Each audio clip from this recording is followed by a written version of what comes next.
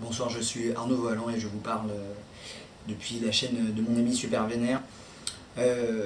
Alors, donc vous ne verrez plus jamais Super Vénère, maintenant ce sera tout en moi et il n'y aura plus rien de drôle sur cette chaîne. Non, c'est pas vrai, évidemment, je vous fais marcher, Super Vénère reviendra, le format de la chaîne va certainement un petit peu évoluer, mais la question n'est pas là. Pourquoi est-ce que je viens vous parler en personne Parce que même si j'ai fait assez peu d'études dans ma vie, j'en ai fait quand même quelques-unes, et notamment ensuite j'ai continué, puisque souvent quand on apprend des choses, et on continue en fait après toute sa vie, et ça fait une vingtaine d'années, je sais que je le fais très jeune, hein, mais ça fait en réalité une vingtaine d'années que j'étudie beaucoup les sujets afférents au féminisme, aux droits des personnes LGBT, etc. Les questions sur le genre, notamment en philosophie, qui étaient des questions à l'époque vraiment de pointe. Maintenant ça commence à être habituel, mais il y a 20 ans c'était complètement nouveau, hein, c'était des questions très intéressantes. Donc je me permets d'essayer de vous faire profiter un tout petit peu de mon expérience pour parler ce soir avec vous, enfin pour vous parler, puisque vous n'allez pas pouvoir en fait techniquement me répondre, hein, du burkini. Donc déjà, qu'est-ce que le burkini pour les gens qui étaient dans un trou au Groenland pendant les 15 derniers jours, enfin pendant tout l'été, le burkini, donc le mot vient de la contraction a priori du mot bikini, c'est un petit maillot de bain, 2 pièces pour femmes, et de burqa, la burqa étant le voile intégral plutôt porté en Afghanistan, c'est-à-dire celui qui a une grille devant les yeux, donc différent du niqab, qui est celui qui laisse juste les yeux apparents, et encore différent du hijab, hein, qui est le petit voile normal. En gros, hein, grosso merdo, je vais vous faire tout le truc. Donc, tout le monde se déchire là-dessus comme si il y avait deux camps bien distincts, comme si c'était très clair, on est pour le burkini, on est contre. Déjà, c'est un morceau de tissu, en soi, il n'y a pas à être pour ou contre, hein, ça n'existe pas. Éventuellement, on pourrait se demander si on est pour ou contre le fait de faire des arrêtés municipaux pour l'interdire sur la plage. Éventuellement, bah, d'accord, ça tient, mais pour ou contre le burkini, en fait, ça ne veut rien dire.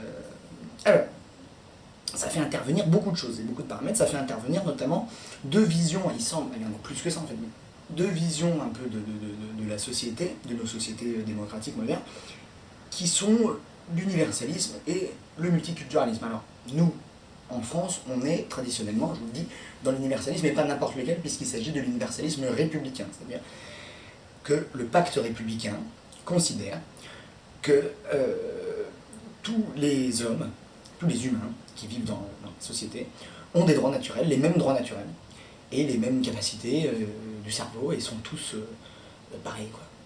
Et donc, le pacte républicain, c'est liberté, égalité, fraternité. A priori, je ne vous l'apprends pas, ça, hein, vous le savez, vous êtes censé le savoir en tout cas. Bien. Et le multiculturalisme, qu'est-ce que c'est? C'est plutôt ce qu'on voit, ça vient des anglo-saxons en fait, c'est plutôt ce qu'on voit au Canada, en Angleterre, aux États-Unis, même si c'est différent parce que c'est un pays plus jeune. Bon. Et en fait, ces deux visions sont issues de comment on a géré les colonies directement. Bien sûr, ça vient de la France et l'Angleterre. On avait probablement pendant les colonies une vision différente de leurs colonies, et après les colonies ont une vision différente de la décolonisation et de que faire avec nous. Ben, les gens issus des colonies qui donc pouvaient aller et venir. Donc, notre pacte républicain, la France en fait est plutôt une société qui n'est donc pas multiculturaliste, qui est plutôt interculturaliste. Et qu'est-ce que l'interculturalisme en fait? C'est-à-dire que on considère que les immigrés et leurs descendants participent à l'ensemble des activités de la société d'accueil, et donc devraient abandonner les traditions, les valeurs qui ne sont pas compatibles avec celles de la société d'accueil. Sur l'adage à Rome, fais comme les Romains. Ça, c'est l'interculturalisme. Et nous, on est plutôt une société interculturelle. Effectivement, après, il y a eu des débats depuis les années 70, 80, 90, 2000, etc. à chaque fois, et c'est souvent des débats, effectivement, autour du voile. C'est souvent ça. Bien. Donc, comment dire? Nous, quelque part, il faut aussi comprendre que vous l'avez vu, d'ailleurs, il y a même eu des articles en disant le monde entier se fout de la gueule des Français, c'est pas exactement ça. C'est qu'on n'a pas la même vision, en fait, que d'autres pays. Voilà. Donc, c'est pas qu'ils se foutent de notre gueule, c'est qu'on réagit pas forcément comme eux. Nous aussi, on se fout de la gueule beaucoup des Américains sur le fait qu'ils ont plein d'armes, qu'ils jurent sur la Bible, etc. Nous, ça nous paraît aberrant de jurer sur un texte religieux. Bon, ils n'ont pas la laïcité, nous. C'est plutôt des différences culturelles entre personnes occidentales, en fait. À la limite, on se fout complètement des différences culturelles entre personnes. On n'est pas en train de comparer les sociétés partout, on n'est pas en train de faire appel au peuple premier. Finalement, c'est plutôt un problème franco-anglais, hein, en gros. Donc, moi, à titre personnel, je veux dire un truc, je me fous complètement de comment quelqu'un peut s'habiller dans la rue. Je comprends qu'on ait mis un stop au voile intégral qui ne permet pas le contrôle d'identité parce que ça peut être dangereux. Pour le coup, ça peut vraiment être problématique de ne pas voir le visage de quelqu'un. Pour le reste, moi, on peut, même le nudisme, ça ne me dérange pas. Bien sûr, c'est ma sensibilité, ça ne peut pas être celle de tout le monde. Il est bien évident que tout le monde n'a pas envie de voir des grosses gags dans les rues. Bon, ça, c'est moi qui dis ça. Hein. Moi, je me fous complètement. Vous pourriez bien sortir déguisé en gros stub, avec une plume dans le cul. Enfin, je m'en fous, mais alors, à un point que vous ne pouvez même pas imaginer, parce que moi, je suis assez très pour la liberté. Voilà. Mais c'est ma sensibilité, c'est moi qui suis très pour la liberté. Chacun peut avoir une sensibilité différente. Et vous n'êtes pas sans comprendre, là, dans ce que je dis, que s'il y a bien quelque chose qui s'oppose aux valeurs que j'ai dit tout à l'heure, aux valeurs du pacte républicain, liberté, égalité, fraternité, c'est le sexisme. Parce que, même si au début, en 1789, c'était les droits de l'homme mal, hein, pas les droits de l'homme avec un grand H, maintenant c'est devenu plutôt en fait les droits de l'humain, et on considère, nous en France, que les femmes sont des gens. Je vous assure. Alors, là aussi, voilà, c'est également une différence culturelle. Il y a énormément de pays dans le monde où on considère que les femmes ne sont pas vraiment des gens. Enfin, sont des gens, c'est-à-dire qu'elles font partie de l'humanité, pour la reproduction, etc., mais ne sont pas des individus de même valeur que les hommes. Donc, elles ne peuvent pas hériter de la même manière, elles ne peuvent pas... Enfin, si on tue une femme, on est moins condamné que si on tue un homme, la vie d'une femme est de moindre importance, etc. Et ça, nous, en France, que ce soit... Enfin, ça part du pacte républicain, mais je pense même que c'est intégré dans nos valeurs, on ne peut pas entendre ça. Donc ça, c'est clair. Maintenant, pourquoi est-ce que c'est moi qui viens vous parler de ça? Parce qu'à la limite, ça, vous faites un tour sur Internet, même si vous ne savez pas ce que je viens de vous expliquer là, tout le monde peut le savoir. Parce que je pense qu'il faut le mettre en lien avec des combats féministes, et peut-être que quelqu'un qui est dans les combats féministes et tout ça depuis une vingtaine d'années a une vision qui peut être intéressante pour certains. Si ma vision ne vous intéresse pas, vous pouvez tout de suite aller regarder un porno, ça ne me dérange pas. Et je ne cherche pas l'adhésion, encore une fois. Je cherche à ce que on puisse, que vous puissiez faire quelque chose avec cette réflexion. C'est pour vous. Voilà, je vous le donne. Voilà. Moi, c'est pas tellement pour moi, puisque moi, a priori, c'est clair. Donc, je m'étonne beaucoup de quelque chose qui se passe en ce moment.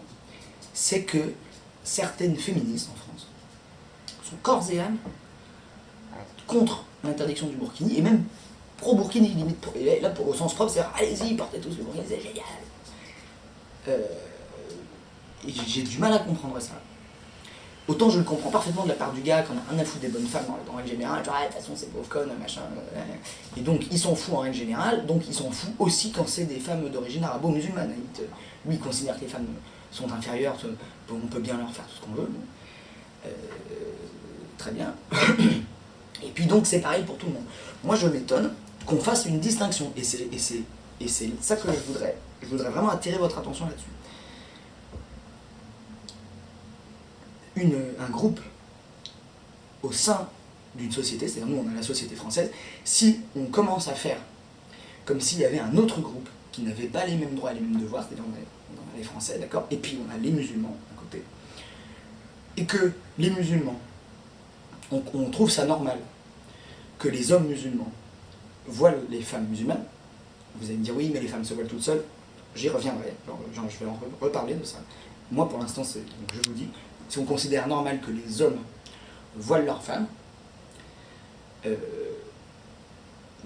ça n'est pas féministe. C'est-à-dire que là, il y a un moment où c'est pas possible. Ça n'est pas cohérent, en fait. Vous ne pouvez pas dire je ne suis pas d'accord pour que les femmes occidentales, on les maltraite, on les batte, on en fasse des objets sexuels. Vous ne pouvez pas allumer la télé, critiquer une publicité parce que vous trouvez que les femmes sont trop considérées comme des objets sexuels, etc. Donc vous inquiétez pour des femmes occidentales, et ne pas vous inquiéter pour des femmes musulmanes, qui sont occidentales aussi, puisque maintenant elles sont françaises. Mais qu'elles soient converties ou pas, ou qu'elles soient...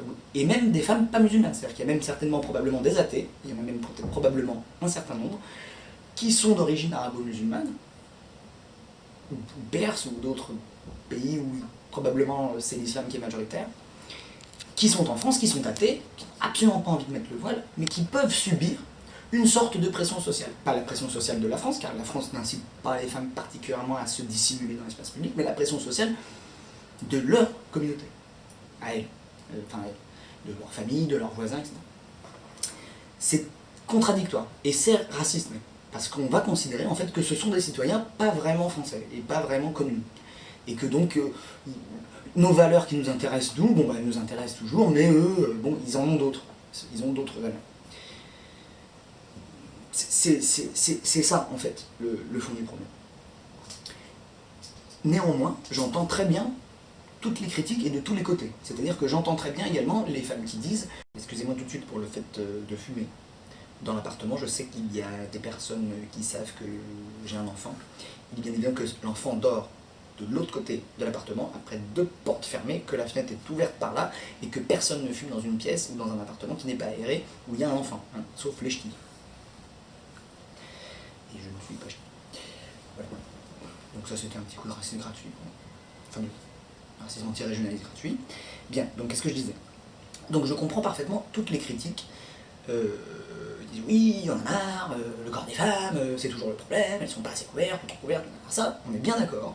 Et ça, mais alors à 100%, que entre les mecs franco-français ou autres qui considèrent que les femmes sont, que ce soit sur la plage, dans la rue, dans le métro, des trucs qui sont là, qui se déplacent et qui sont là pour les faire bander, et que si elles sont pas belles, si elles sont pas sexy, si elles sont pas comme il faut, pas comme il leur plaît, que c'est plus rien, c'est des merdes, on a le droit de les insulter. Exemple, sur la plage, la meuf est seins nus, ses seins tombent parce qu'elle a 40 balais, elle a allaité 4 gosses, et ses seins, ils tombent un peu. Et les meufs, pourquoi elle montre ses seins, c'est trop bière.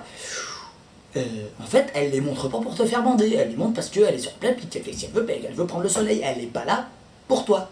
Hein, elle existe parce qu'elle existe, cette femme, elle n'existe pas pour les hommes. C'est une personne qui a le droit de vivre. On ne juge pas le physique des hommes de cette manière. Un gros, vieux, dégueulasse, le bide comme ça, torse nu, tout le monde s'en fout. Personne ne va lui dire il est dégueulasse, il me fait débander. Pourquoi? C'est très sexiste. Bien. Donc, et les hommes qui ne supportent pas de voir un carré de peau, parce que certainement, alors là, c'est pas que ça les fait bander, c'est que ça les fait débander. C'est pas que ça les fait débander, c'est que ça les fait bander. Ils supportent pas d'avoir une érection, on dirait qu'ils ont une allergie à l'érection. Cacher ce sein que je ne saurais voir. C'est pareil, à la casquette. Hein, de tous les côtés, je pense.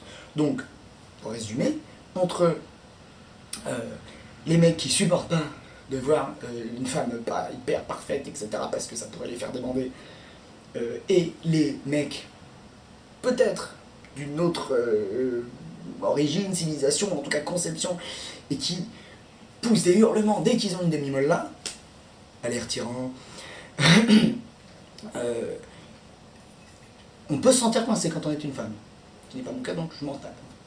Mais vraiment, on peut se sentir coincé. C'est-à-dire, on peut, devant son armoire le matin, dire qu'est-ce que je mets? Une jupe, un machin, un pantalon, une combinaison de ski jusque-là.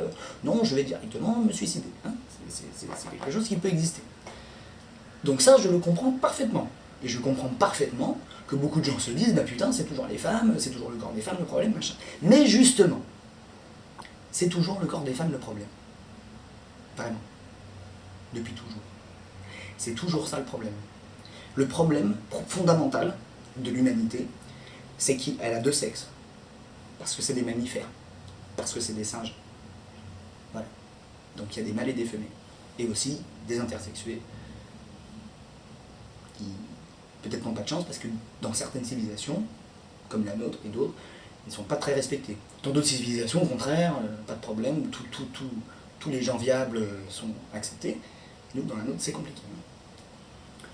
Donc tout ça, je l'entends et je le comprends. Néanmoins, je ne peux pas admettre qu'on ne comprenne pas qu'en ce moment, le problème n'est pas spécialement le pacte républicain, n'est pas spécialement que les Français, qui sont 70 millions, je ne sais pas combien exactement en ce moment, fonctionnent différemment des Anglais, des Canadiens, des Américains, est un pacte républicain et considère que liberté, égalité, fraternité, donc liberté, égalité, ça veut dire égalité homme-femme, et que il peut y avoir toutes les libertés, la liberté d'asservir, ce n'est pas une liberté, ça je le comprends. Et c'est pas ça le problème. Pour moi, le problème, en ce moment, c'est qu'il y a une idéologie particulièrement mortifère qui se répand sur le monde, alors qu'on l'appelle comme on veut. Enfin, je veux dire, il y a même plusieurs sortes de cette idéologie, en fait, parce que si c'est l'islam radical, c'est beaucoup, parce que moi, je connais pas grand-chose, mais l'islam wahhabite, tout ça, le salafisme, etc., les mecs de Daesh, en fait, c'est pas exactement les mêmes choses, tout ça. Quand on regarde les mollahs en Iran, les saoudiens, les machins, c'est pas du tout, même ils se font la guerre, enfin, on sait pas s'il n'y a pas une course à l'échalote de c'est moi qui suis plus intégriste que toi, enfin, oui, j'y connais pas grand-chose, mais je sais, ça j'en suis sûr, qu'il y a quand même une idéologie monothéiste particulièrement sexiste, homophobe et violente et mortifère, qui a tendance à faire un peu tache d'huile. Voilà. Et qui... c'est pas nouveau, hein, c'est des problèmes, ça a depuis avant Mahomet, certainement. Déjà, c'est une poudrière, ces régions-là. Hein, c'est des tribus qui sont... Enfin, il faudrait connaître toute l'histoire du monde depuis... avant Jésus pour comprendre... vous comprenez, c'est vraiment des tenants et des aboutissants. C'est complexe en fait tout ça. Mais quand même on peut pas nier que là il y a une vague d'attentats, il y a de plus en plus de femmes voilées, très voilées, c'est-à-dire c'est pas le petit hijab, et on le voit, je veux dire, on le voit, de plus en plus de provocations, c'est-à-dire que comme il est interdit maintenant en France de masquer, de dissimuler complètement son visage, donc les femmes qui souhaitent quand même le faire, ou subissent une pression, j'y reviendrai, hein, sur cette histoire de souhait, ou subissent une pression, en sont carrément à mettre des masques chirurgicaux, faire genre ouais mais de toute façon je suis malade, on peut pas me demander d'enlever un masque chirurgical, en fait bien sûr que non, elles ne sont pas malades, c'est une provocation ou un détournement de la loi, ou il y a quelque chose, on ne peut pas penser qu'elles sont voilées intégralement partout, même elles ont des gants parce que leurs doigts sont impurs, et qu'elles ont un masque chirurgical comme ça parce qu'elles ont un rhume, non, je n'y crois pas, et on ne me fera pas croire ça. Donc, je pense que le problème est plutôt celui-là, et que c'est un problème extrêmement grave, en réalité, extrêmement grave, pour les femmes dans le monde. Parce que la situation des femmes s'est quand même toujours plus ou moins améliorée, depuis que l'humanité existe. Enfin, c'est difficile à dire, parce qu'il faudrait savoir comment les hommes préhistoriques traitaient leurs femmes, etc. On va dire là depuis l'Antiquité, ça va quand même de mieux en mieux, néanmoins ça fait comme ça, et il y a vraiment des creux de vague, et il y a vraiment localement, même si pour l'ensemble de l'humanité ça va plutôt mieux, localement il y a des vraies régressions et des vrais trucs horribles. Hein. Et c'est vraiment ça le problème de l'humanité, c'est vraiment les mâles ont un peu plus de force musculaire que les femelles, donc ils peuvent facilement au sein de la famille, au sein du clan, avoir l'ascendance, c'est-à-dire que voilà, gorille, je t'attrape et puis tu fais ce que je dis. Donc, et de tout ça découle vraiment que les femmes peuvent être très très très maltraitées. Donc les femmes là, en tout cas on va prendre en France, effectivement sont libres, en théorie, sur le papier, de s'habiller comme elles veulent, de prendre un compte en banque, de travailler, de ne pas travailler, d'avoir un congé maternité. Elles sont libres d'avoir autant d'enfants qu'elles veulent, de se marier avec l'homme qu'elles veulent, etc. Oui, sur le papier, elles sont libres. Néanmoins, personne n'imagine qu'il n'y a pas de pression sociale. Vous le savez tous. Et même vous, les féministes, qui vous battez contre cette pression sociale de « mais pourquoi il faudrait que je m'épile les pattes nanani », vous savez qu'il y a une pression sociale pour que vous vous épiliez les pattes, tout ça. Vous savez qu'il y a une pression sociale. Pourquoi vous ne pouvez pas imaginer qu'au sein de la communauté musulmane, par exemple, il puisse y avoir une pression sociale interne. Et que cette pression sociale interne peut être très forte, très violente. Et que quand un père dit à sa fille, il faut que tu te voiles, parce que sinon les voisins vont dire que j'ai pas d'honneur, c'est peut-être même pas lui, le sexiste qui oblige sa fille à se voiler, c'est peut-être les voisins qui font une pression sur lui. Est-ce que vous pouvez imaginer ça? Est-ce que vous pouvez imaginer si vous vous appelez Aïcha, que vous étiez né dans un quartier populaire, que vous étiez athée par exemple, que vous ne vouliez pas vous voiler, parce que si vous ne voulez pas de voilier, c'est facile de ne pas en acheter un, la pression que vous subiriez, est-ce que vous pouvez vous représenter ça? Vous le représentez dans votre fort intérieur, fort qui s'écrit FOR, parce que si vous mettez un T, c'est un fortin, c'est une forteresse, okay, dans votre fort intérieur. Est-ce que vous pouvez vous mettre à leur place, en fait? Parce que moi, c'est à la place de ces femmes-là que je veux me mettre. À la place des femmes qui sont d'accord pour être particulièrement soumises, pour considérer que leur peau est impure et qu'il faut qu'elles la cachent, et pour être la seconde épouse d'un homme, pourquoi pas? Je vais vous dire, moi je m'en fous. Je sais très bien qu'il existe en ce moment en France des femmes sadomasochistes soumises qui sont actuellement esclaves. Il existe même des chenilles d'esclaves où on peut laisser son esclave parce qu'on part en vacances avec une autre, etc. Et on peut même dire combien de coups de fouet elle doit recevoir, nanani. Voilà, ça existe. Et il y a des hommes aussi, hein, des hommes esclaves et des hommes chenilles, machin. Voilà, et les sadomaso, c'est pas forcément une soumise et un maître, hein, ça peut être une maîtresse et un soumis, d'accord? Bon, ça existe, hein, et ces gens sont consentants, il n'y a pas de problème. D'accord? Ça, je sais que et je m'en fous, mais alors, je vais vous dire complètement que les gens fassent ça, je m'en fous complètement. Mais on n'est pas en train de parler d'une pratique sadomasochiste qu'on fait, on est en train de parler d'une société, enfin d'une société à l'intérieur de la société, on est en train de parler d'un groupe de gens qui potentiellement habitent dans un quartier, sont tous comme ça, où il y a beaucoup de gens comme ça, 1 sur 2, vous voyez ce que je veux dire? Enfin, dans certains quartiers où, par exemple, il y a beaucoup de gens issus de l'immigration, il peut y avoir potentiellement beaucoup de musulmans, et donc une société très forte, une pression de la société, du quartier, du voisinage très fort, où on va dire, ah mais Aïcha, elle ne s'est pas voilée, donc son père il n'a pas d'honneur, donc je sais pas quoi. Enfin, ça peut être grave, il peut y avoir du harcèlement de rue, plus, parce que les mecs vont dire, ouais, c'est une pute, machin, il met pas le voile, nanani. Oui, le voile, ça peut finir par devenir la marque, en tout cas à l'intérieur de cette société-là, d'une fille bien ou pas une fille bien, quoi. Et ça, pour nous, c'est inacceptable. Pour nous, Français, c'est pas acceptable. Et peut-être qu'il y a des Français racistes qui ne supportent pas la vue des musulmans et que même eux, le petit hijab normal, ou même juste voir que les gens sont musulmans parce qu'ils ont la barbe ou quoi, ça les déplaît, ça leur déplaît profondément. Et qu'ils rejettent ça, ils veulent même pas voir, ils voudraient que tout le monde soit hyper assimilé en costard-cravate, parce que c'est des racistes. D'accord. Ouais, eux, ils existent. Et ils existeront toujours. Hein.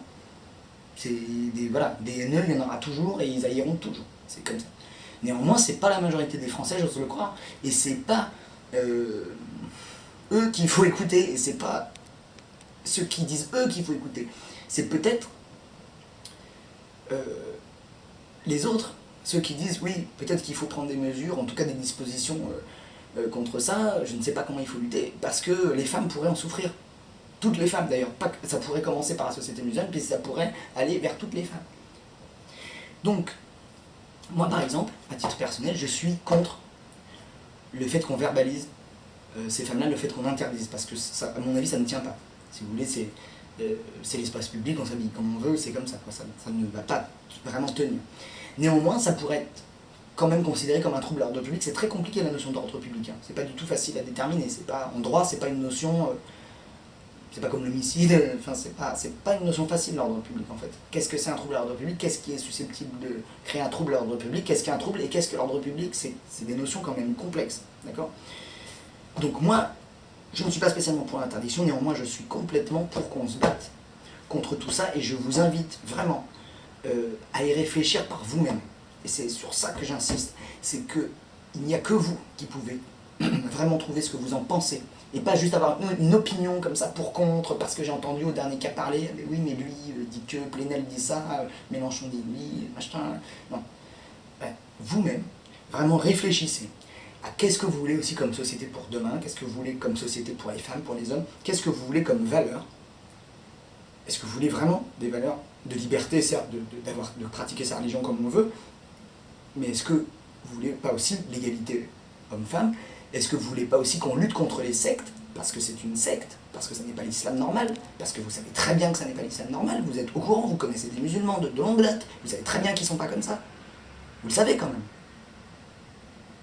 Parce que pareil, si vous ne le savez pas, c'est peut-être un peu raciste de penser que c'est normal de se mettre en burkini ou dans des grandes bâches noires avec que les... On connaît des musulmans quand même, on sait bien que c'est pas ça. Moi, c'est choquant quand même. Bon. Donc je vous invite vraiment déjà à aimer cette vidéo, ou à ne pas l'aimer, mais à ne pas le dire du coup, à ne pas cliquer sur le truc, ou alors là, comme ça, pour faire un peu de buzz, à la partager, pour quand même essayer de faire réagir les gens, d'essayer de... avoir quelques connaissances communes et un petit début de réflexion en commun, et surtout à ne pas penser qu'il y a deux camps et que vous avez grave raison et que ceux d'en face ils ont grave tort et on va tous se péter la gueule. Voilà. Ça c'est pas du tout bien. Il faut éviter ça. Ok ?